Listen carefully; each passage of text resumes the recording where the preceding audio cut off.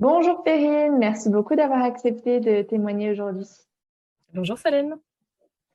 Alors, ce que je te propose pour les personnes qui vont te découvrir à travers cette vidéo, c'est que tout simplement, on commence avec une petite présentation. Donc, est-ce que tu peux nous dire qui tu es, où tu habites et puis surtout, qu'est-ce que tu fais? Du coup, je suis Perrine. J'ai fondé ICO en 2018.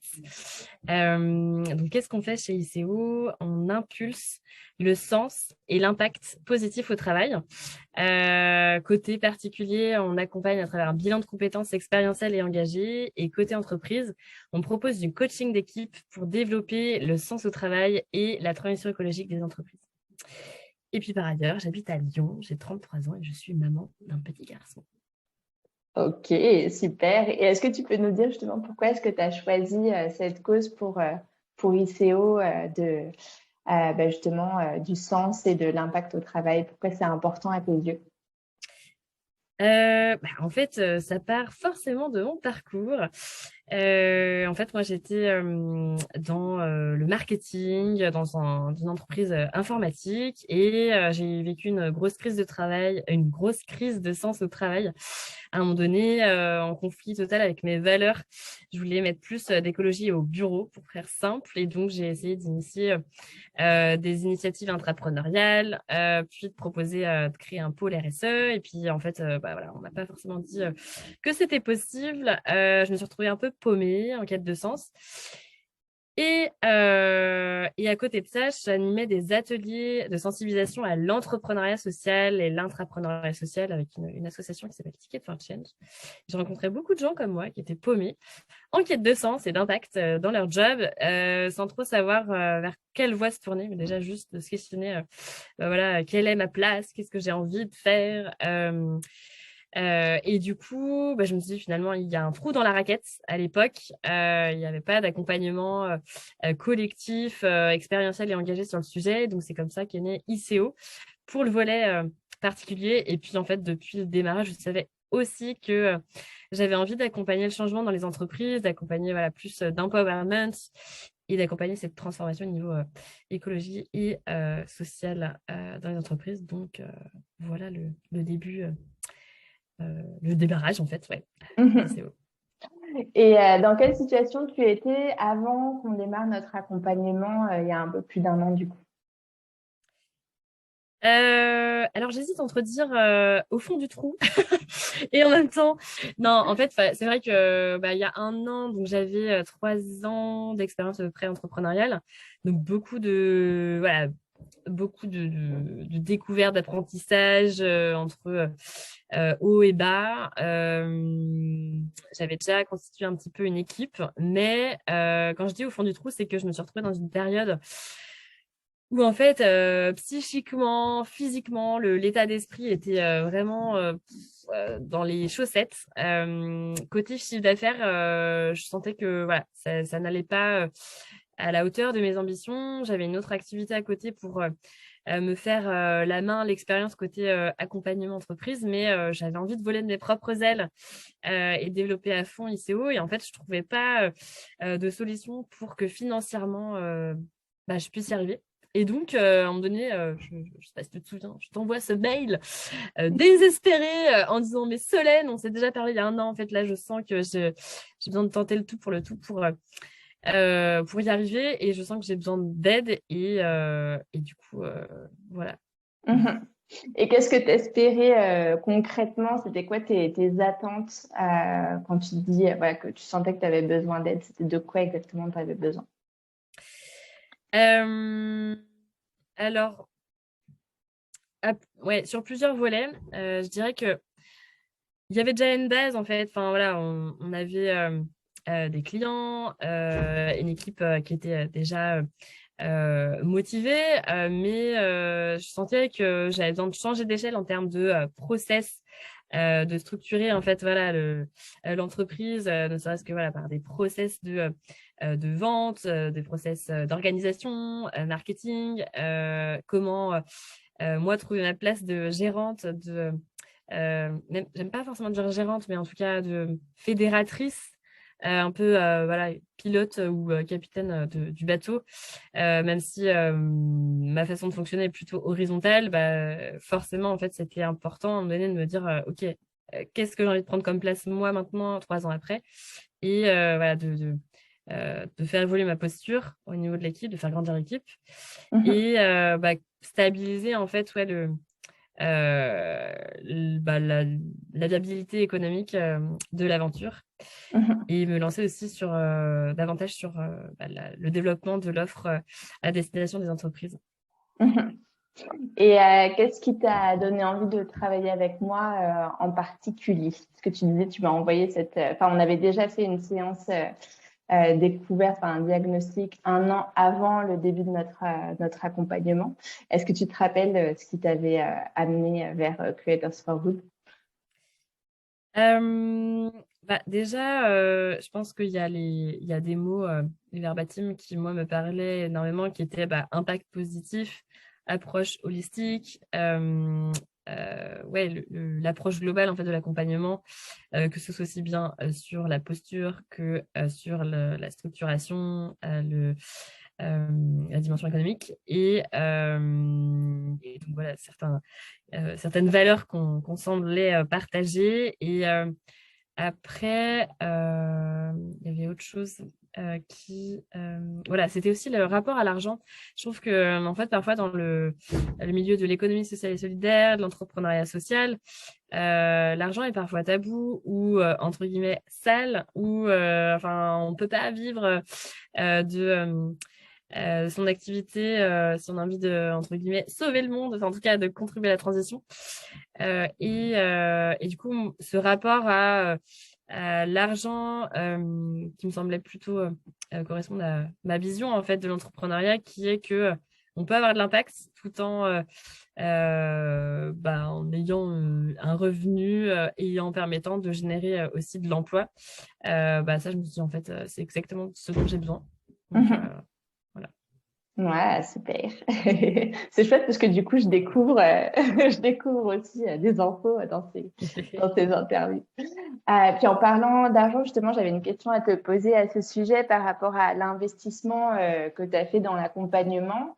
Comment est-ce que tu as pris cette décision, sachant que tu nous le disais à l'instant, bah, à l'époque, ICO, c'était, voilà, t'arrivais pas à atteindre, en tout cas, les objectifs financiers, même s'il y avait un petit peu de chiffre d'affaires avec les clients que vous aviez à l'époque. Mais du coup, comment est-ce que tu as pris cette décision d'investir alors que tu n'avais pas de surplus Mm. d'argent qu'attendait sur le côté? Ouais, en fait, moi, enfin, mon modèle économique personnel, ça allait, c'est plus euh, l'envie de développer pleinement ICO ouais, à son plein potentiel et de permettre de développer une équipe, de rémunérer une équipe et donc bah, forcément de moins faire, enfin voilà, en tout cas de déléguer à pas mal de choses.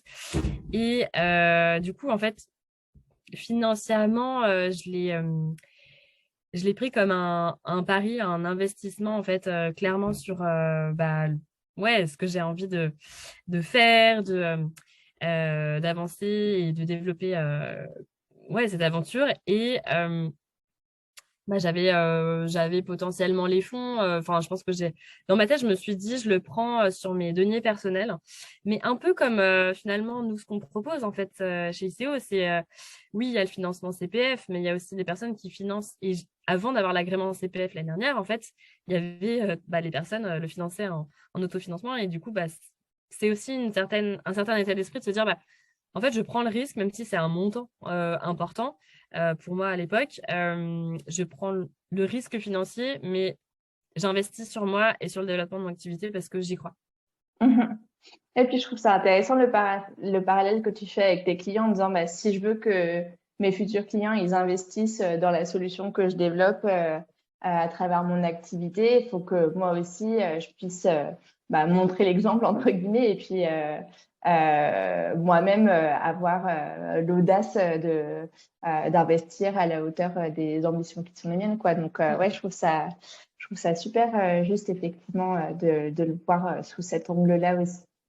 Et puis du coup, donc là, on a beaucoup parlé de ta décision de rejoindre l'accompagnement, puis comment voilà, quelles étaient tes attentes, et puis comment tu as pris cette décision d'investissement. Fast forward après un an d'accompagnement, raconte-nous quels ont été du coup les résultats que tu as obtenus pendant cette année. Ouais, en fait, il y en a à plusieurs niveaux. Donc, j'en profite pour te remercier pour cette année riche à plusieurs niveaux. Si je commence par quelque chose de très concret, en fait, quand je reprenais les chiffres, justement, je compare là, cette année 2022 à 2021 à, je sais pas si on dit iso-timing, enfin bref, en tout cas, à la même périodicité, je suis à 3,5 fois plus de CA. Donc, après, Donc j'ai le un chiffre plus gros objectif. d'affaires a triplé, Voilà, c'est ça. triplé 0,5, c'est ça. Ouais, c'est ça, je sais pas comment le dire. Donc, il y a plein de leviers qui ont fait que, mais je pense aussi que ton accompagnement a grandement contribué. Ensuite, après, sur la partie organisationnelle, c'était complètement en phase avec mes besoins, à savoir, j'avais besoin de structurer comment se passait typiquement voilà, le canal, le tunnel de vente, tous les process en fait voilà, je suis intéressée à j'ai un appel découverte, à je m'inscris et derrière quel mail on envoie. Enfin, en gros, toute cette charge mentale aussi que j'avais pas posée sur le papier, de le structurer et de voir les trous dans la raquette et d'automatiser au maximum pour aussi avoir un gain de temps. Donc ça, c'était génial. Voilà, d'avoir plus en tête la dimension chiffre et de me réconcilier avec ça et de voilà, me dire, OK, donc il y a ces objectifs-là. Après, les charges, les objectifs de recettes et qu'est-ce qui est variable, qu'est-ce qui est fixe, qu'est-ce qui est juste aussi pour moi, in fine. Donc, de suivre aussi mes KPI chaque mois, d'avoir aussi un peu euh, un temps de pause, de sortir la tête du guidon chaque mois pour faire le point sur, OK, qu'est-ce qui a fonctionné, qu'est-ce qui a moins fonctionné, quels sont mes objectifs pour le mois prochain. Et du coup, ça, c'est ce que je garde aussi pour les prochains mois, voilà, de me structurer aussi ce temps-là. C'est hyper important parce que je suis plutôt du genre à produire, comme tu le sais. Et du coup, c'est aussi hyper important d'être selon moi, après cette année de recul, sur prendre de la distance sur ce qui a fonctionné, moins fonctionné et la suite. Je dis Et pas de que c'est pouvoir facile. justement être la capitaine du navire. De temps en temps, Ouais, tu pagayes, mais de temps en temps aussi, tu regardes, enfin, tu montes à l'étage pour voilà, pouvoir fixer ouais, le cap, quoi. Super, c'est ouais. ça. Et il y a aussi deux. Alors, bon, j'ai aussi changé de statut entre-temps, mais il y a deux autres choses que je retiens dans un an d'accompagnement. C'est aussi que en termes de posture, je me sens beaucoup plus en confiance par rapport à ce que je peux apporter au monde, l'incertitude aussi en face, la fameuse. Du coup, cette fameuse phrase que j'ai entendue quelque part qui est de attirer sans forcer et euh, d'avoir enfin, de développer un leadership qui me convient aussi. Enfin, en tout cas, voilà, qui convient à ma manière d'être avec les autres, mais tout en déléguant, en responsabilisant, j'aime pas trop finalement déléguer, mais en tout cas plus responsabilisant d'autres sur des missions et en étant en confiance avec et en même temps en ayant la vision, stratège. En tout cas, ouais, cette posture, je trouve que là, je suis vraiment bien à l'aise avec ça. Et dernier point, c'est justement, je perds de posture par rapport aussi à l'équipe. Donc, ça a été un sujet aussi au démarrage de l'accompagnement. J'ai une super équipe maintenant qui est au sur-taquet, motivée, enthousiaste, hyper raccord en fait avec mes valeurs, ma façon de voir en fait euh, bah, voilà, les graines qu'on sème dans les accompagnements auprès des particuliers et des entreprises. Et en fait, non, il y a un dernier point, décidément. Il s'en est passé des choses. c'est que là, en fait, on a lancé une offre auprès des entreprises et en fait, moi, c'est un truc qui me tient aux tripes depuis le démarrage de mon activité entrepreneuriale. Et ce qu'on a construit, on l'a construit à plusieurs. Et quand je vois en fait ce qu'on va proposer, même si ça met du temps en fait à voilà, se mettre en place parce que c'est un accompagnement qui est durable, en fait, c'est juste canon et vraiment impactant. J'y crois énormément et c'est voilà, je pense que je navigue avec cette endurance voilà, du temps que ça prend pour euh, voilà, que ça s'intègre dans les entreprises. Mais en tout cas, ce lancement B2B était hyper important pour moi et on aboutit à ça aussi. Mhm. Et qu'est-ce que tu dirais qui a été le plus grand changement que tu as vécu, toi, pendant cette année? Euh, Alors, je ne sais pas de quoi on parle en termes de grands changements. Enfin, comment tu préciserais, à quel niveau est-ce que c'est en lien avec l'accompagnement Bah, ou est-ce que, quoi? est-ce que tu dirais que le plus grand changement, c'est dans soit la façon dont tu vis, toi, ton activité? Est-ce que c'est en termes de résultats des clients? Est-ce que c'est en termes de, tu parlais du chiffre d'affaires qui a pas mal évolué. Qu'est-ce que tu dirais qui a été le plus grand changement? Après, si la question t'inspire pas, on n'est pas obligé de. Non, mais tu vois, moi, c'est toujours difficile pour moi de choisir. J'aime bien mettre plusieurs choses. Enfin, j'ai du mal tu vois, à me dire il y a un truc, parce qu'il y a énormément de choses, en fait, quand je fais la rétrospective depuis un an. Mhm. Je mettrais trois choses, peut-être, et encore, ça se trouve, je sais. Il y a le CPF, déjà, l'agrément CPF qu'on a eu il y a quasiment un an, qui a tout changé. Aussi bien en facilité de communication, d'investissement des personnes, voilà, développement des accompagnements auprès des particuliers. Il y a l'équipe, parce que vraiment, pour moi, c'est quelque chose d'hyper important. On propose des accompagnements collectifs majoritairement, et en fait, pour moi, c'était important de m'incarner aussi de mon côté, et du coup, je trouve que j'ai une super équipe et ouais, ça me porte énormément. Mhm. Ma posture, qui est plus dans la confiance, euh, dans l'endurance peut-être aussi. Et je rajouterais peut-être aussi le fait que même si c'est un peu dur pour moi de stabiliser ça, c'est mon rapport au lâcher prise ou au fait que euh, tout ne va pas s'écrouler si une chose n'est pas faite, en tout cas de me laisser de l'espace. Le sujet de l'équilibre est très important pour moi, mais de me l'appliquer au mieux avec les phases entrepreneuriales que je vis plus ou moins denses. Du coup, Mhm. c'est- je pense. Super. Il y a une chose que tu n'as pas évoquée. Du coup, voilà, je vais lancer le sujet après. Tu vois si ça t'inspire ou pas. Ouais. Mais tout à l'heure, dans ton introduction, ou en tout cas quand tu parlais de là où tu en étais il y a un an, tu disais que tu avais donc des objectifs de chiffre d'affaires plus importants pour ICO et un enjeu pour toi personnellement parce que tu avais du coup un contrat à côté qui te permettait d'assurer une partie de tes besoins financiers. Si je ne m'abuse, ça fait du coup un petit moment maintenant que tu as osé te lancer à 100% dans ICO et raccrocher ce filet de sécurité que tu avais, qui en plus te permettait de tester des choses au niveau B2B. Donc, c'était super comme tremplin, mais voilà, du coup, tu as sauté du tremplin. Comment tu te sens par rapport à ça? Je pense aux personnes qui nous regardent et qui, tu vois, qui sont peut-être dans la situation où tu étais il y a un an. Oui, en fait, à un moment donné, merci de mettre le sujet parce que c'était pas quelque chose d'anodin. Euh, je me suis dit à un moment donné, soit je continue et je sens un niveau d'insatisfaction qui grandit et du coup, je ne m'écoute pas. Mais j'écoute surtout ma peur de ah mon Dieu, mais si je lâche cette activité, financièrement, c'est pas exactement stable.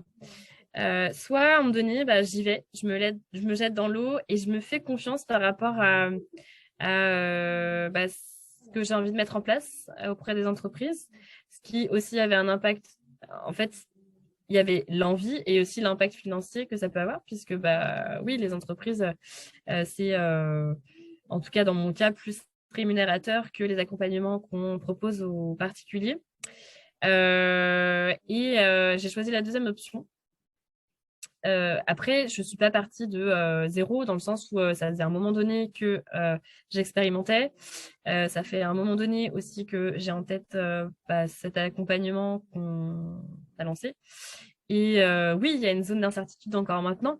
Clairement, oui, bah, on propose toujours des ateliers ponctuels autour de la qualité de vie au travail, de la sensibilisation écologique, des séminaires d'équipe sur le sens au travail. Mais, euh, mais du coup, pour le moment, voilà, c'est surtout le programme pour moi qui va faire que on va être à la hauteur de nos ambitions et des objectifs. Et ça prend du temps. Donc, il y a une zone d'incertitude, en fait, jusqu'à de la fin de l'année, en fait, pour savoir si je vais atteindre les objectifs.